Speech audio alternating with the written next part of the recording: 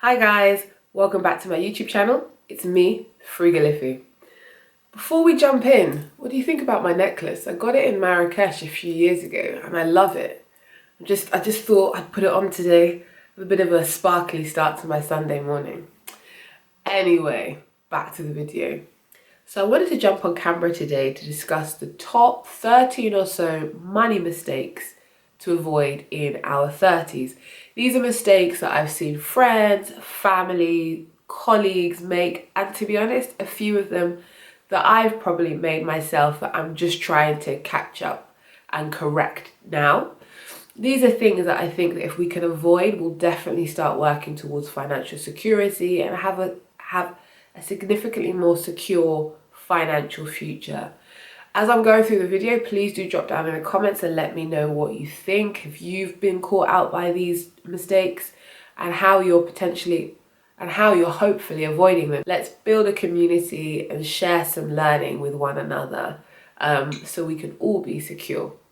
Okay, here goes. So the first mistake to avoid is a pretty obvious one, and it's not saving enough money in our 30s. In our 20s, we're starting out in our careers, our salaries are starting to build. They're usually going to start relatively low. As our salaries increase, we should be saving more money. When we get into our 30s and we're really embedded in our careers, we've had a few pay rises, and life is getting a little bit more comfortable, we should be looking to save a minimum, I believe, of 20 or 30% of our salary. The more the better, but a minimum should be 20 or 30% as an emergency fund. I know at the moment for myself, because of my MBA, I've dipped quite significantly into my emergency fund, and I'm now just actively trying to rebuild that to a point where I am completely comfortable. So I'm making sure that although I'm still traveling and doing other things, I'm rebuilding my savings and making sure that I'm really prepared to weather any possible storms, because such is life. So mistake number 2 is actually buying or renting too much house.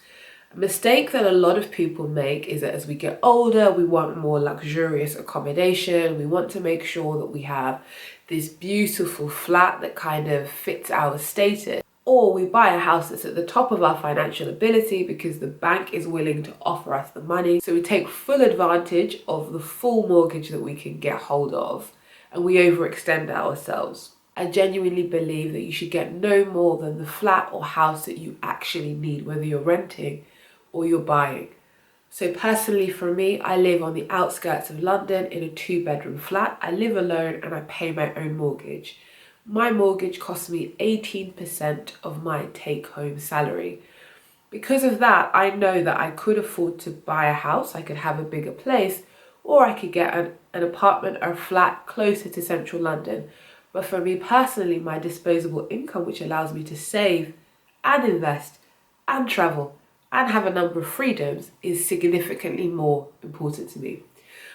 What's recommended is that you spend no more than about 28% of your take-home salary on your accommodation, so whether that be rent or your mortgage.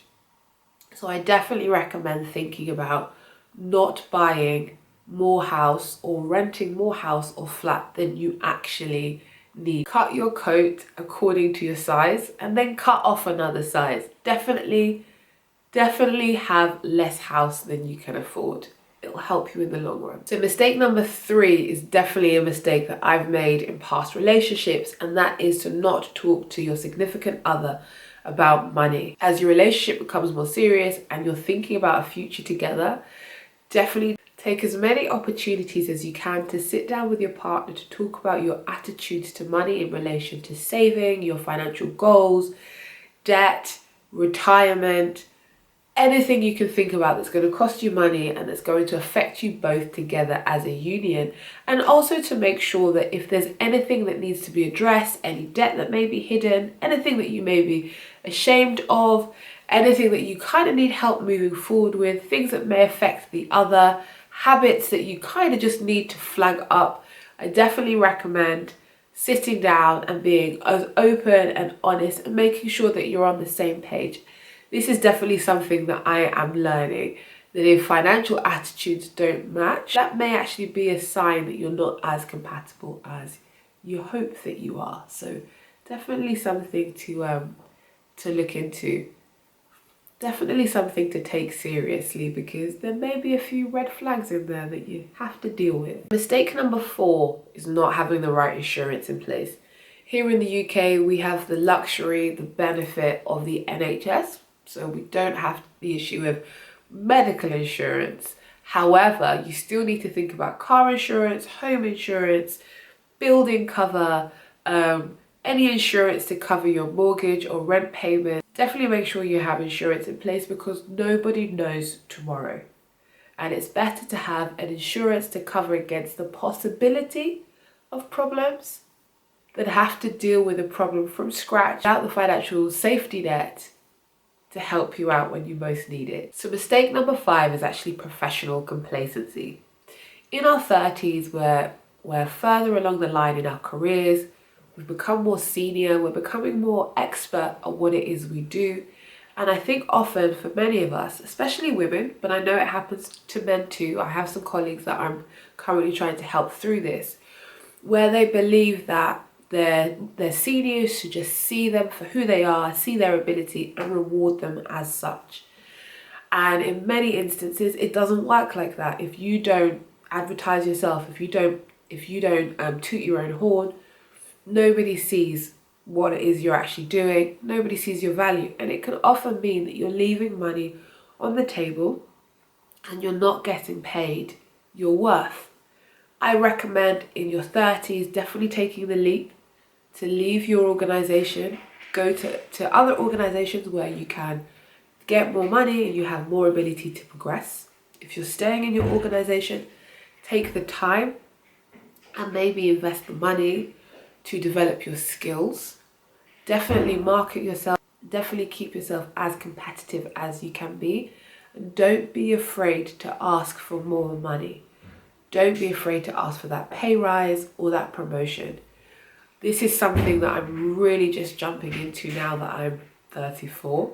And I wish I'd started this in my 20s, and I wish I'd been doing this when I was 30. It's only in the last few years when I've been like, no, you're missing a trick here. I should be making more money. I should be more senior. I should be on the fast track to progression. And so now when I'm going through appraisals and I'm speaking to my management, I'm like, this is what I want to be doing. And this is how much I'm worth. So guys, just be careful about complacency in your 30s. If you think about it this way, if you leave money on the table today and you don't get paid your worth by the time you're 40, 50 and retiring in our 60s, maybe 70s or 80s, depending on what our government is doing, we will have missed out on so much money, which could really hinder your chance of developing financial security and becoming financially independent if that's your dream. So mistake number 6 is actually connected to mistake number 5, and that is taking out student loans. Now, as I've just said, make sure that you are developing your skills so that you can keep yourself competitive and you can market yourself against your peers and your colleagues. However, in our 30s, we should be planning enough that if we are going to be doing any further study, whether it's a degree, whether it's professional certificates, etc., we should be in a position now where we can fund those ourselves, and we're not taking out career development loans or normal loans from the bank, or even putting them on a credit card. Before taking the decision to pay for any more skill development, you also need to weigh up the value of what you're entering into versus what it's going to give you professionally. I'm currently doing an MBA and it's costing me £18,000 for the 3-year course. I know at the end of my MBA, when I progress into a senior management position, become a sales manager, which is what I want to do immediately after, which is where I want to be in the next 2 years, I know that my salary will increase by £10,000 to £15,000 before I even factor in the increases in commission compared to what I'm making now. So I know that my MBA program will have tangible, direct impact on my salary. However, I'm not just solely relying on the certificate of the MBA. I am also actioning a number of steps at work to make sure that I'm getting all of the hands-on skills that I require. So just make sure that if you are making that decision, to do a balance of what you're actually getting out of it, and are you being proactive enough to take that learning forward and turn it into career progression and more money. So just something to watch out for. So mistake number 7 is being financially unprepared for children. I've not yet been blessed with kids, but I have friends and cousins and colleagues that do have very young children who've just given birth. And I can see secondhand just how expensive they are. And also I can see how stressful the idea of not having enough money in the bank.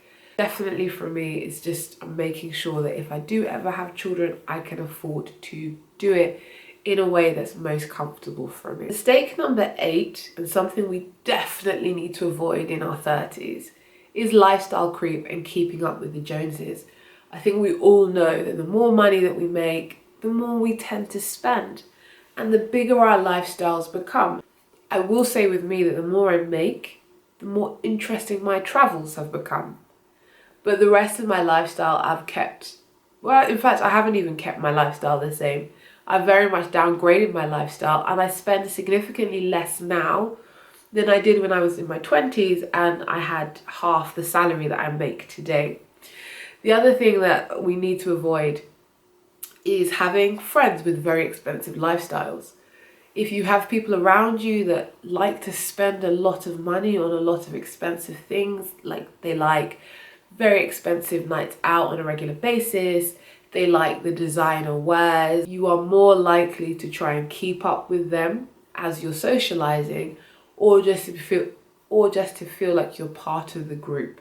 So if you know you're looking to become more financially secure and you're looking to introduce frugality in your life, live below your means, I would definitely recommend getting some friends that have the same principles as you, who want to socialize in a way that doesn't affect their financial goals, who don't live a materialistic life so that you are not encouraged to do the same, and so that you feel comfortable with the lifestyle choice that you've made.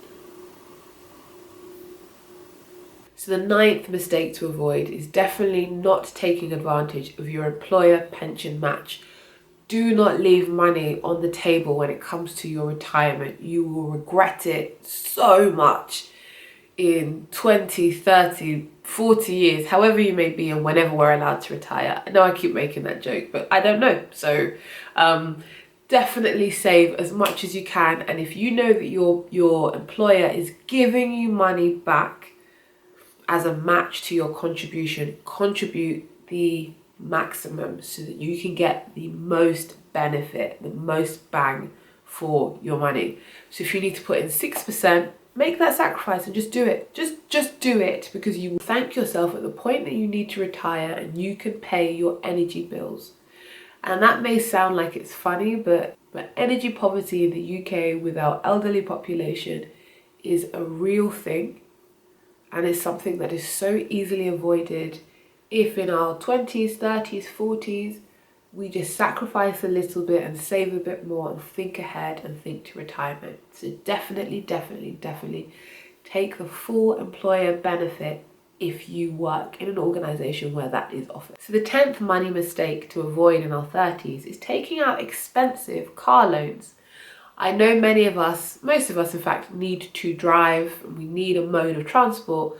That doesn't mean that we need to be driving a brand new car, and that doesn't mean we have to be driving an expensive car.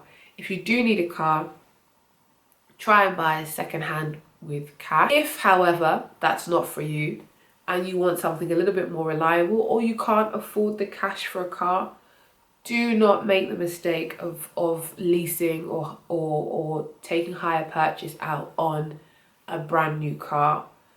If you must pay a car loan, do it on a second-hand car. Get something that's 2-3 years old, that's at least lost that initial hit of depreciation, that's at least had that initial hit of depreciation where it's lost a lot of its value, so that you'll be getting effectively the same car, and a car that's not far off straight out of the box with low mileage, but at a significantly lower cost. So if you are going to be taking out a car loan, you are going to be getting a car, just be smart about it and weigh up the pros and cons and look for the best deal for your money. Do not be seduced by the latest number plate, because that's all it is. So mistake number 11 is spending too much money on your wedding. This is something I've never understood. Now, I'm not married, and if my husband is out there watching this, please do make yourself known. I'm waiting for you. But you need to weigh up how much your wedding is going to cost versus what you could do with that money instead.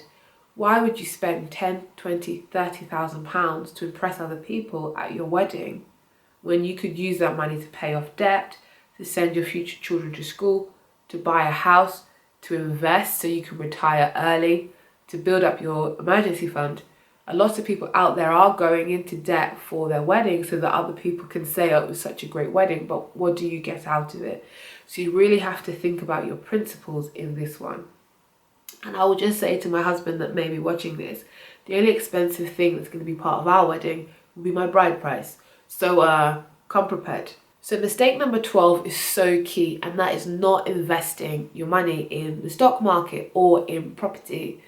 Saving is so important, and it was my first mistake that we talked about in this video today.